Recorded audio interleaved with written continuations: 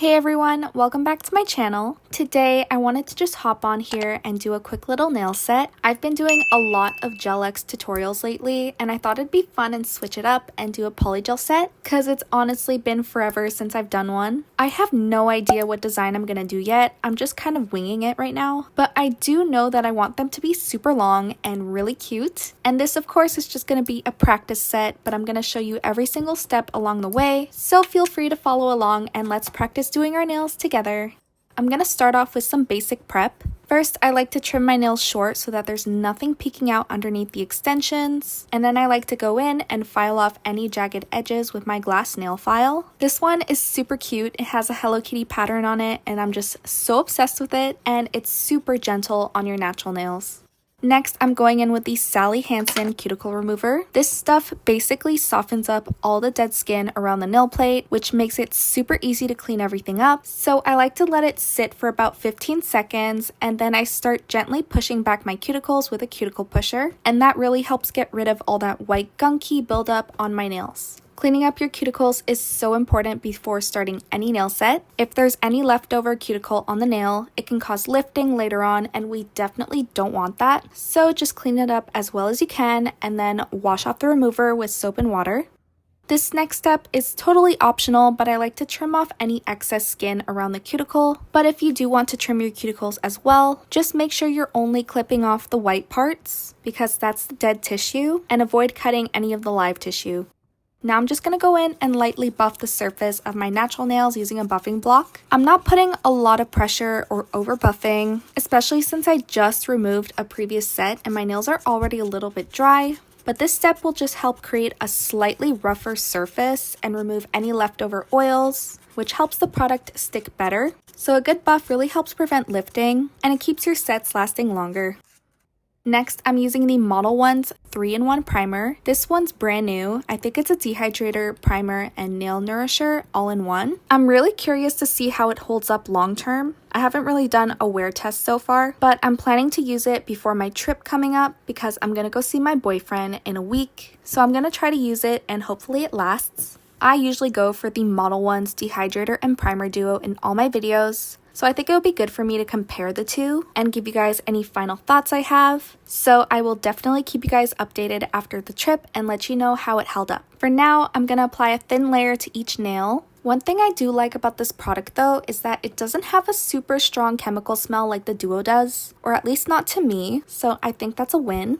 Now I'm going to go in with the Jello Peel Off Base Coat. I swear by this stuff all the time when it comes to Gel X and Polygel nails. I haven't tried it with acrylics though, so I can't speak on that, but for my sets, which are mainly Gel X and Polygel, it's been amazing for getting them off without doing a full soak off. So I'm basically just going to apply a thin layer of the Jello evenly all over my nails, making sure I really get into those corners and edges. That's super important for easy removal later on. And what's really cool about the Jello system is that it comes with this yellow serum thing that you use afterwards to help them pop off, and you basically just apply it like some cuticle oil, let it soak in, and then you're able to peel off your nails. It's honestly so satisfying. I know I haven't really recorded any of my removal processes with it yet, but if you look at my older videos you'd see it. I usually just do it off camera now, but I will get back into showing the removal process. I'm thinking about using Jello for my vacation nails before I go see my boyfriend this summer because my sets actually do last 2 to 3 weeks when I use my Jello. It really is just prep. Prep is key. And I know some people are skeptical about it, but it's been working for me. So now I'm kind of torn between should I do my vacation nails with the Jello again, or should I just do like traditional nail prep and just switch it up because I never do traditional nail prep. I'm always using the Jello on my channel. So let me know in the comments what you think I should do. Do you think I should go for the Jello underneath or just do a regular nail prep routine? I want to hear your thoughts. Now I'm going to size out the nail tips. I'm using half cover nail tips today, which is honestly something I haven't done in a really long time since I've mostly been doing Gel X. So I'm going to be extra precise here and really measure each nail tip on my nail and make sure that each one fits perfectly from sidewall to sidewall. You guys probably already know that you need to use a gel product to actually adhere the tips on. Regular nail glue just doesn't work on that peel off base. it's like way too slippery or something. It just doesn't adhere well. So I'm just going to use the Jello again to adhere the tips and flash curing them on. You can also use a gel base coat or a gel nail glue if you have that on hand. I just have a lot of extra Jello right now, so honestly, I just want to use it. The yellow serum that I have is almost completely gone, so I'm just trying to use up whatever I can of this Jello before it goes to waste. Also, this is kind of random, but I figured that I should share it in case anyone else is having the same issue I had. So basically, I used to struggle with my little gooseneck lamp here, randomly turning on and off. Even when my hand wasn't like near the light, it's like motion censored, so it'll turn on when my hand is near it. And it turns out the sensor actually picks up the table if the lamp sits too low. And I didn't realize that for the longest time. So if you're having that problem, try raising your lamp a little bit higher, because once I started changing where it sat, it really started working so much better, and I realized that it wasn't broken after all. But anyway, I'm just gonna flash cure these nail tips in place. Make sure to fully cure your nails under your regular nail lamp after flash curing for at least 60 to 90 seconds before moving on to the next step. Now I'm just going to trim the tips a little bit. I still want them long, like an XL length, but not too long. After that, I'm going to blend the tips into my natural nails a little bit, just so everything looks seamless. And I'm being super careful not to file off the Jello peel off base while I do this. I'm using a sanding band for this step. I think it's like 180 grit. And I always keep my e-file at 6,000 RPM. I don't like to go any higher than that. I think the speed is the most gentle and it still gets the job done. And while I'm at that, I'm also going to etch the nail tips with my sanding band. Don't skip this step, trust me. One time I went on vacation and totally skipped this step thinking that it wasn't really doing anything. And I had like this long square nail set, and by the end of the trip, like after 2 weeks, the back of my nails were literally separating from the polygel. I had to like take scissors and trim it down because it felt so uncomfortable. It wasn't like painful or anything, but it was just like sticking out and sharp because I kept fiddling with it and bending it. And it was just not a cute look. So yeah, make sure you file the nail tips. Okay, so at this point my phone was dying and I kind of had to just plug it in and let it charge. So I ended up doing a few things off camera, but not too much, so I'll just quickly walk you guys through it. I hand filed the tips of my nails to make them straight, and then I applied base coat to most of my nails, and I left my thumb out so I could do it on camera here, but I just used some base coat from Madame Glam. It's super grippy and it works really well for me, and I make sure to cover the entire nail surface, including the tips and all the way up to the cuticle area, so that the polygel has something to really hold on to. For the polygel, I'm using the shade called Le Coral. I'm not 100% sure if I'm pronouncing that right, but this is like a really pretty light pink. It's not too bright, and it's more on the natural side. It's definitely one of my favorites from Macart, probably second to the shade Cheeky. It's like a warmer pink, but this is definitely a close second.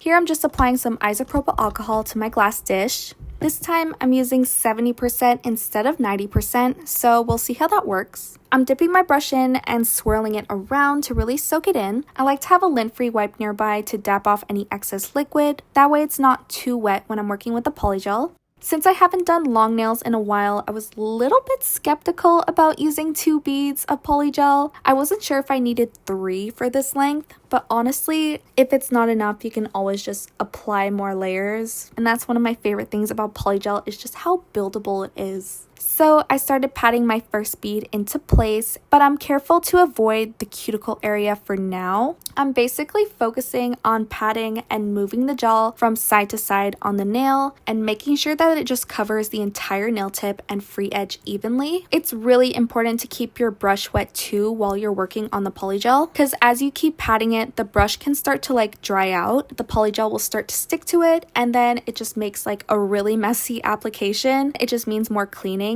So it's just a good idea to like dip your brush into the alcohol solution every now and then, drain off the excess, and just keep going at it. It's kind of like working with acrylic and monomer. After you pull the gel towards the sidewalls and you cover everything you need to, you want to just blend that polygel up top and lay it flat. That way you're just making it flatter so that the next bead lays better. I hope that makes sense. If your application looks a little bit bumpy at this point, don't worry. Just drag the polygel down with some smooth swiping motions all the way to the tip. This helps smooth everything out and also thins out the layer while removing any excess. You don't want your polygel layer to be too thick because that can cause curing issues. Even if you leave your hand underneath the lamp for like 3 minutes, thick layers are still pretty hard to cure, so you just kind of want to work in thinner layers, and you can always add more product and build up your layers if you need to. I especially like my nails to be more on the thinner side at the tips, so I like to go over that part again and just remove that excess polygel over there. And then I'll use my dual-ended part of my brush and just scrape off any excess gel. And once that first layer is done, I cure it for 90 seconds. And now onto the second bead.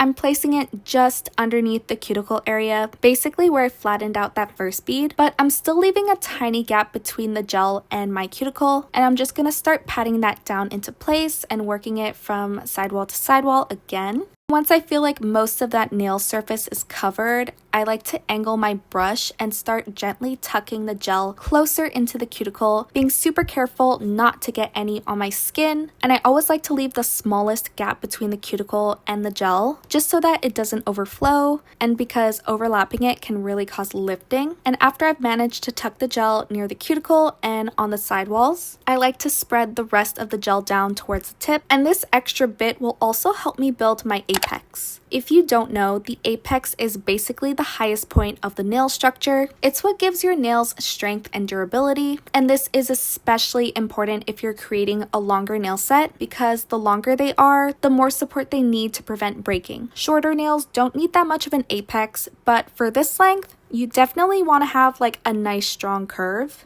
And I like to build my apex pretty high, but still leaving it like nice and defined. But before I cure this bead into place, I'll just take another brush and dip it in acetone and gently swipe the cuticle area to clean up any gel that may have leaked onto my skin. And then I'll cure my nails in my lamp for 60 to 90 seconds. After curing my nails, I'm going to wipe the surface down with some acetone to get rid of that sticky inhibition layer. You can also use rubbing alcohol if you prefer. Both work fine. Okay, but for real, my application wasn't looking too good. I definitely had to focus a lot on the filing, so I started with a 180 grit sanding band, using my speed at around 20,000 RPM. I usually go between 20,000 and 25,000 for this step, and I'm filing in back and forth motions, up and down the nail, really focusing on shaping everything as nicely as I can. My main focus was really the sidewalls because it felt a little bit lumpy and it needed a lot of extra smoothing out. And once I was happy with the overall shape, I slowed my drill down to 6,000 RPM to start sealing the cuticle area, making sure that the polygel is perfectly flush with the nail bed. I personally don't like to go faster than 8,000 RPM when it comes to cuticle work because I feel like it's a little bit too aggressive for me. Oh, and I also shaved the bottom of the nail tip as well at this speed because some polygel had cured underneath my nail, so I just had to clean it up a little bit to avoid any of those like weird bumps. Also, I always get questions about my dust collector. This one I use is from McCart. It's called the Dustina Dust Collector, I think. I'll make sure to have it accurately linked in the description box down below. I'm not sure if I have been doing that, but I will do it in this video. It's really nice. You can adjust the suction level, and it has an LED display that shows how much it's pulling in. And it's rechargeable, which I love. I don't like those things where you have to plug it in to use it, and it does last a good amount of time too. Now, this is definitely a must-have if you're looking to upgrade, but it's not completely necessary. It's kind of like a luxury thing. I used to use a $30 dust collector from Amazon for like the longest time, and it worked just as well. But if you're looking for a tiny upgrade and you have the budget for it, I would totally recommend this one. Now I'm just going to file my nails with my hand file using the rougher 80 grit side. This grit works perfectly for removing more product, which is exactly what I needed to remove those lumpy sidewalls I had. I'm going to keep my file as straight as possible while I'm filing to get that super crisp, straight shape that I love. Of course, I'm also going to buff my nails. This helps remove most of the scratches on the surface, which is really important because the scratches can really mess up your nail art, so buffing is definitely worth it if you want to get a smooth and flawless canvas.